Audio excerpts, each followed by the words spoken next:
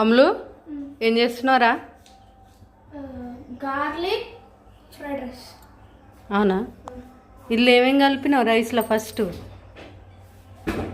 రైస్లోనా garlic దంచి దాంట్లో కారం వేసి వచ్చే పేస్ట్ని అన్నంలో వేసి కలిపిన. నాకంటే వంటలు బాగా చేస్తున్నాయి కానీ నీకు అసలు ఆలుగడ్డ పొట్టు తీయవా? ఏమేస్తున్నావు? ఆలు స్లైసెస్.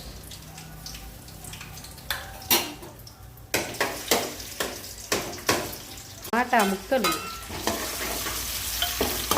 ఇవి బాగా మగ్గాలనా?